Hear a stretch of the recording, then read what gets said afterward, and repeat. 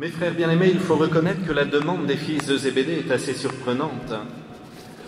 Sincèrement, je ne sais pas comment cette question a pu leur venir en tête. Vouloir vivre pour l'éternité à droite et à gauche du Seigneur. Vous me direz, c'est tout à leur honneur. Mais il faudrait que tous les catholiques du monde désirent ardemment avoir une bonne place au paradis. Faut-il encore y croire, mes frères? Avons-nous la foi dans les promesses du Seigneur sur la vie éternelle? Alors qu'on a la grâce d'aller à la messe tous les dimanches, de prier, de se confesser, on trouve encore le moyen de dire « pourvu que j'aille au moins au purgatoire et pas en enfer ». On passe tout juste. C'est quand même une vision tristounette de l'amour du Seigneur. Sans compter tous ceux qui s'imaginent que le paradis est un endroit triste où on doit s'ennuyer. Baliverne, on oublie que celui qui règne dans les cieux est aussi celui qui a fait tomber la neige sur nos Pyrénées hier matin et qui nous donnera 34 degrés en juillet prochain pour qu'on aille se baigner. Merveilleux ce Dieu, ce Créateur, magnifique de vivre en sa présence. Si réellement on prenait le temps de contempler l'amour de Jésus, d'entendre ses appels dans l'Évangile ou encore à Paris-le-Monial, lorsqu'il montra son sacré cœur à Sainte Marguerite Marie, voici ce cœur qui a tant aimé les hommes, jusqu'à se consumer pour leur donner mon amour.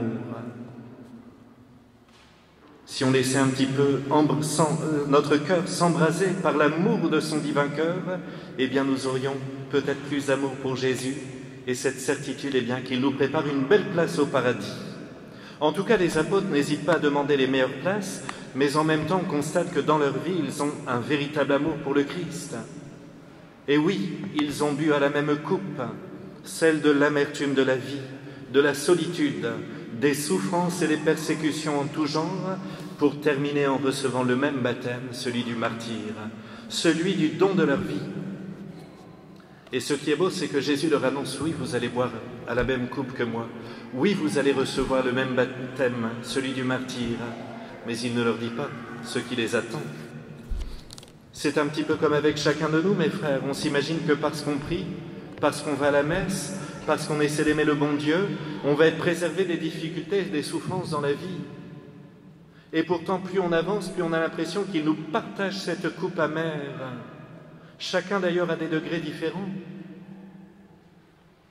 Alors aujourd'hui, mes frères bien-aimés, je voudrais vraiment que nous entendions cet enseignement de Jésus parce qu'il en va de notre place au ciel. Si je devais résumer, je dirais que l'orgueil nous éloigne du paradis et l'humilité qui permet de s'humilier nous en approche. Celui qui veut devenir grand parmi vous, dit Jésus, qu'il doit se faire le serviteur des autres. Et celui qui veut avoir la première place doit se faire esclave de tous. Le Seigneur ne se trompe pas dans le vocabulaire, il est très clair. Vous voulez la meilleure place de l'autre côté, soyez esclaves les uns des autres. Il n'y avait que le bon Dieu pour nous donner une telle logique. Voyez combien il nous est difficile de nous faire l'esclave des autres. On a horreur de ça. On a le besoin d'exister, on a le besoin d'être estimé. On veut imposer nos droits quand quelqu'un nous blesse, nous offense. Tout de suite, on veut qu'il y ait la justice. C'est dans notre nature, c'est surtout les conséquences du péché originel. Et lorsque l'on regarde les grands de ce monde, on se dit que c'est tout à fait ça. Pour certains, il n'y a même plus de limite à leur démesure.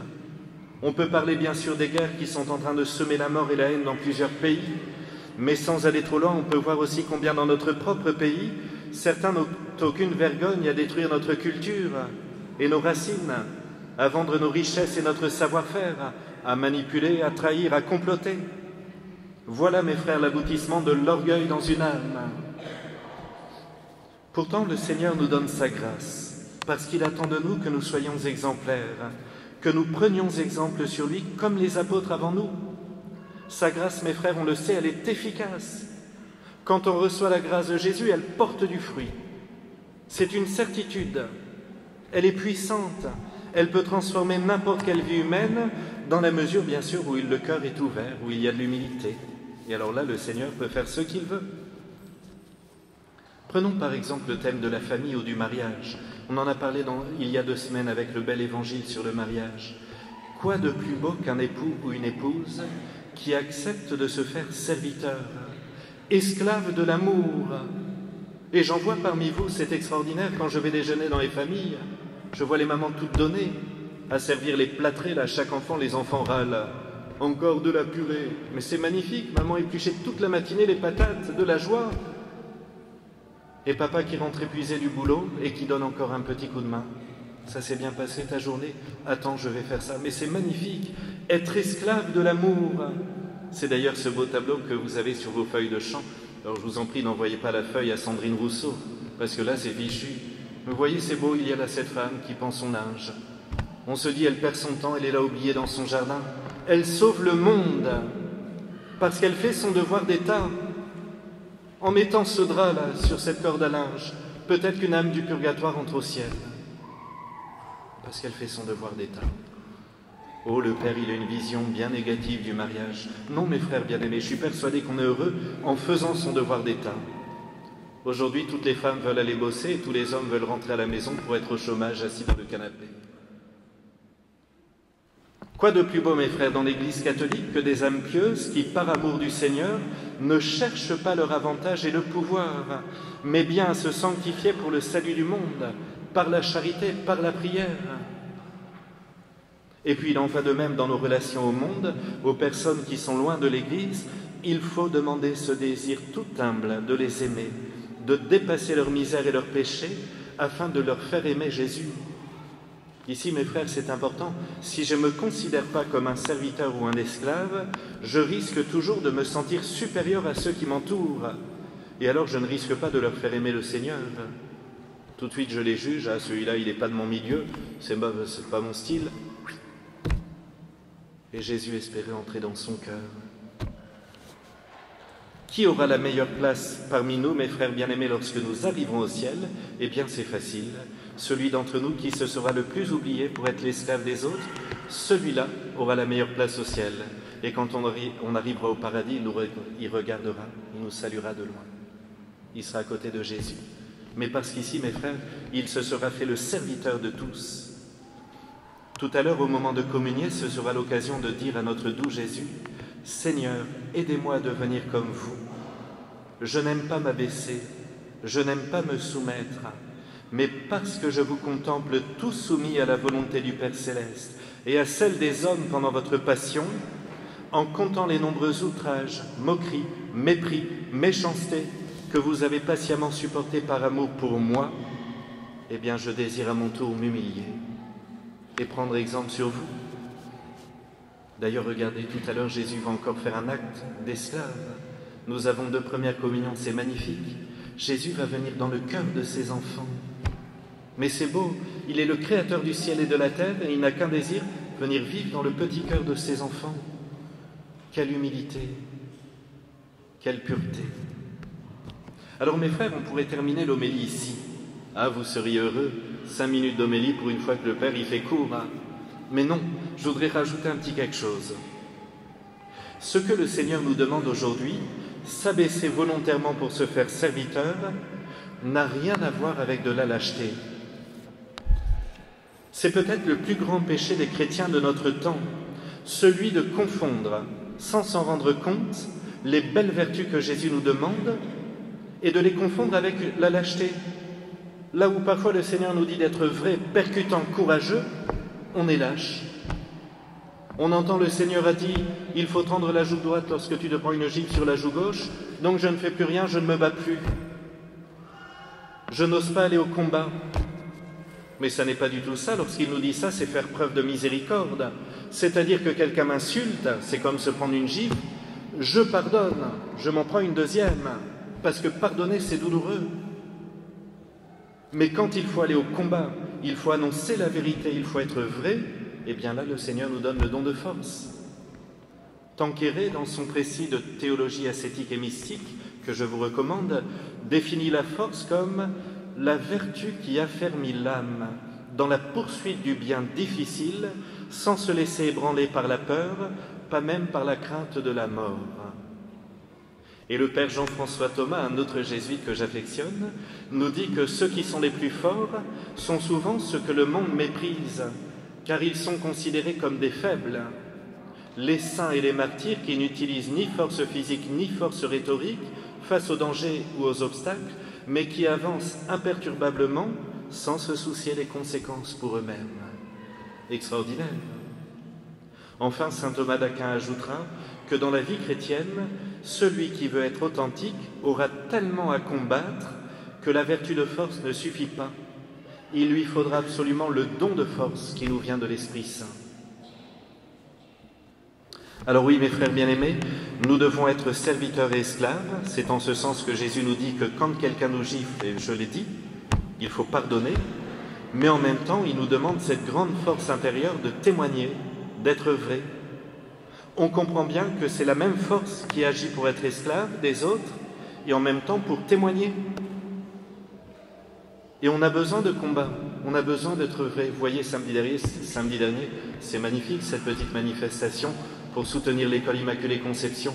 Le soir même, eh bien, il y avait une contre-attaque dans les médias. Ça ne plaît pas d'annoncer la vérité. Ça ne plaît pas de dire qu'on veut transmettre un savoir à nos enfants et que dans nos écoles catholiques, on veut leur parler de Jésus. C'est un droit. Nous le voyons aussi au sein même de l'Église. Combien de chrétiens, y compris des âmes consacrées, des prêtres et des évêques, préfèrent ne pas trop parler de l'Évangile et de Jésus pour bien s'entendre avec tout le monde. Oh, quelle est belle ta religion, tu as raison, sois gentil avec tout le monde. Oh, que c'est beau ce que tu fais. Mais à un moment, si Jésus nous dit proclamer l'Évangile à toutes les nations, il faut oser le faire.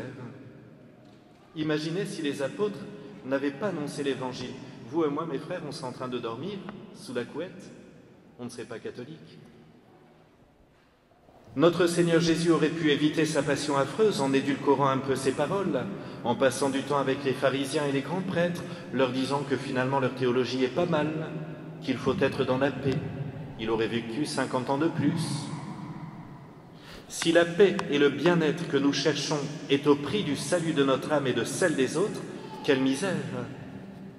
Vous voyez, mes frères, hier on a fêté des saints, des martyrs. Je les aime beaucoup, je me permets de terminer avec leur vie. Je pense à Saint Jean de Brébeuf, Gabriel Lallemand, Charles Garnier, Antoine Daniel, Noël Chabanel, Isaac Jogues, René Goupil, Jean de Lalande. Des prêtres français, des jésuites. Vous voyez, aujourd'hui je dis beaucoup de bien des jésuites. Ils sont partis évangéliser les tribus indiennes au Canada, tout spécialement les Hurons. Avons-nous idée des souffrances qu'ils ont dû supporter? La faim, un voyage très long, le froid, les mutilations et les tortures en tout genre de la part des Iroquois. Et pourtant, ils ont fait un travail magnifique, laborieux. Ils ont d'abord appris patiemment la langue des Hurons, pour ensuite petit à petit leur transmettre tout un savoir, la médecine, et puis petit à petit leur faire connaître et aimer Jésus, leur faire découvrir ce qu'est le pardon du prochain. Magnifique le bien qu'ils ont fait. Je pense à Isaac Jogues, qui avait été fait prisonnier par les Iroquois. Il fut attaché à un totem, les enfants vinrent lui manger les doigts. Il fut mutilé des 2 mains. Et ensuite, pendant des années, il a été esclave. Et finalement, c'est une mission hollandaise qui va le libérer. Il pourra rentrer en France, dans une grande maison à Paris, bien au chaud. Et un jour, son supérieur l'appelle et lui dit « Vous savez, mon père, je n'ai personne à envoyer au Canada pour continuer la mission. » Il a regardé et lui a dit « J'y vais. Pas grave. Je mourrai martyr, c'est pas un problème. Tant qu'ils peuvent aimer Jésus, je veux y aller. » Et c'est ainsi que tous les 9 vont finir martyrs, ébouillantés, torturés par les Iroquois. Je me dis que ces 9 hommes ont fait un bien fou. Pensons à ces millions de Canadiens qui sont devenus chrétiens, qui ont changé leur cœur, qui ont essayé d'être bons, de vivre simplement, de ne pas écraser leurs frères. Alors vous allez me dire, oui, il y avait peut-être des catholiques parmi eux qui étaient de mauvais catholiques, comme partout. Mais il y en a eu aussi de très nombreux qui étaient bons, qui ont fait le bien. Et aujourd'hui encore, le Canada tient toute sa culture sur l'Évangile. Allez, mes frères bien-aimés, demandons la grâce. Maintenant, on va demander à la Sainte Vierge, parce qu'elle nous obtient de très belles grâces, la grâce de l'humilité pour se faire serviteurs et esclaves. Priez pour que vos prêtres soient les premiers à suivre le Christ. Et demandons la joie avec le ciel pour ces 2 premières communions. C'est extraordinaire, le ciel est en fête, d'accueillir le Seigneur dans nos cœurs. Ainsi soit-il.